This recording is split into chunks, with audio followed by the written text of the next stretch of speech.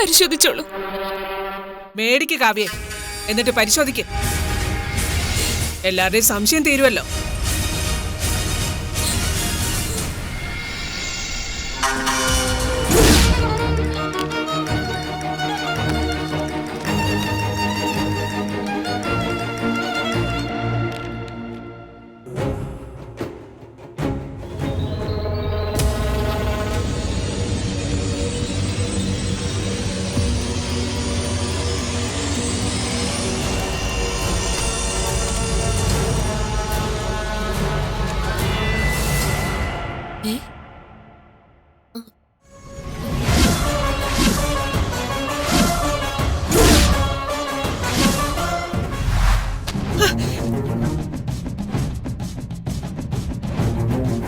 നാശം!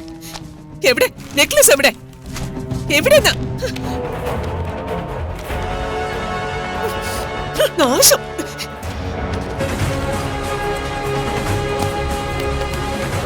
പറയടി, സത്യം പറഞ്ഞില്ലെങ്കിൽ നിന്നെ ഞാൻ... മുത്തശ്ശി ഒരു നെക്ലേസ് എടുക്കുന്നത് ഞാൻ കണ്ടായിരുന്നല്ലോ. ഞാനോ? ഞാൻ എന്തിനാ എടുക്കുന്നത്? അതെനിക്കറിയില്ല.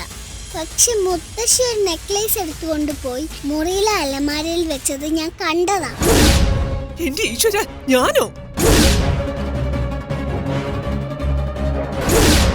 കാവ്യേ, എന്തായാലും ഇത്രയായ സ്ഥിതിക്ക് അമ്മയുടെ അലമാര കൂടെ പരിശോധിക്കണം.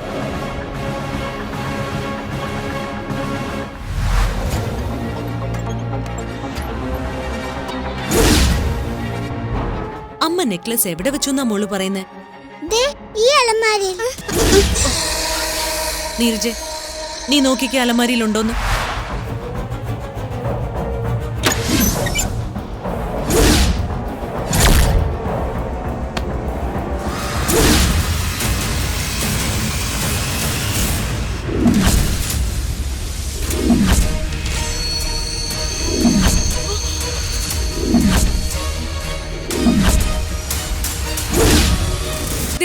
ഇത് തന്നെ എന്റെ നെക്ലസ്.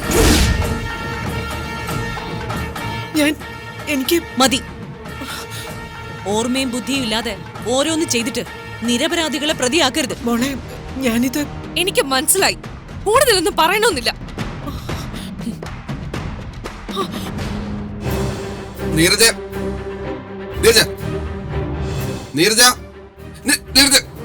നീ എന്തിനാ അമ്മയോട് ദേഷ്യപ്പെട്ടത്? പിന്നെ ഞാൻ എന്ത് ചെയ്യണമായിരുന്നു? ഇത്തിരി പനിനീര് വാങ്ങിച്ച് തളിക്കണമായിരുന്നോ? നിന്റെ മുക്കാൽ ചക്രത്തിന്റെ നെക്ലേസ് അമ്മ അടിച്ചു മാറ്റാൻ നോക്കിയെന്നാണോ നീ പറയുന്നത്? അങ്ങനെ തന്നെയാ. ജോലിക്കാരിയുടെ ബിഗ് ഷോപ്പറിനകത്ത് വെക്കാൻ കൊണ്ടുപോയ നെക്ലസ് നിങ്ങളുടെ അമ്മയുടെ അലമാരിയിൽ എങ്ങനെ വന്നു എന്നറിയാനേ കബഡി നിരത്തി നോക്കേണ്ട കാര്യമൊന്നുമില്ല. ശുദ്ധ മോഷണം.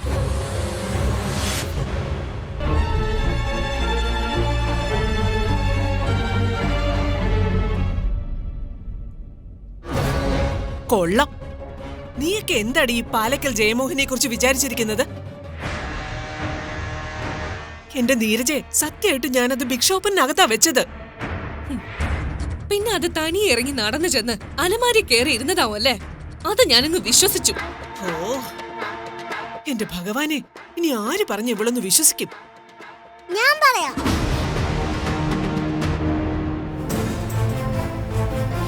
നീ എന്തിനടി കുട്ടി പിശാചി ഇങ്ങോട്ട് വന്നത്? ദേഷ്യമാണെങ്കിൽ ഞാനങ്ങ് പോയേക്കാം. ഇല്ലെങ്കിൽ സത്യം പറയാന്ന് വിചാരിച്ച ഞാൻ വന്നത്. മുത്തശ്ശി അലമാരയിലല്ല ആ മാല വെച്ചത്. മുത്തശ്ശി ആ മാല എന്റെ അമ്മ എടുത്തു വെച്ച ആ ബാഗിലാ വെച്ചത്. എന്റെ അമ്മയെ എല്ലാവരുടെയും മുമ്പിൽ കള്ളിയാക്കാനാ മുത്തശ്ശിയുടെ പ്ലാൻ എന്ന് എനിക്ക് മനസ്സിലായി. അതുകൊണ്ടാ ഞാനത് മുത്തശ്ശിയുടെ അലമാരയിൽ ഇരിക്കട്ടെ എന്ന് കരുതിയത്. ഭഗവാനെ ഓർത്ത് ഇനി ഞങ്ങൾ ഉപദ്രവിക്കല്ലേ. സാർ എൻ്റെ അച്ഛനെ കണ്ടുപിടിച്ച് തന്നു കഴിഞ്ഞാൽ ഉടൻ തന്നെ ഞങ്ങൾ പോയിക്കോളാം.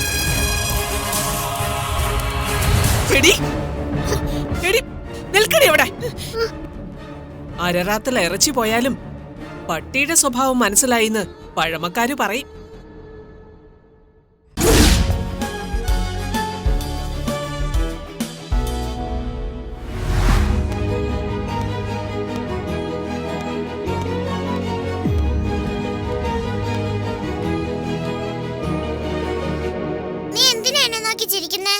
മുത്തിനെ കാണാൻ നല്ല രസം.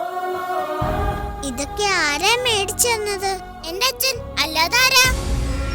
എല്ലാ കുട്ടികൾക്കും അച്ഛന്മാരാ ബാഗും ഷൂസും യൂണിഫോം ഒക്കെ വാങ്ങിച്ചു കൊടുക്കുന്നത്. നിനക്കറിയില്ലേ അത്?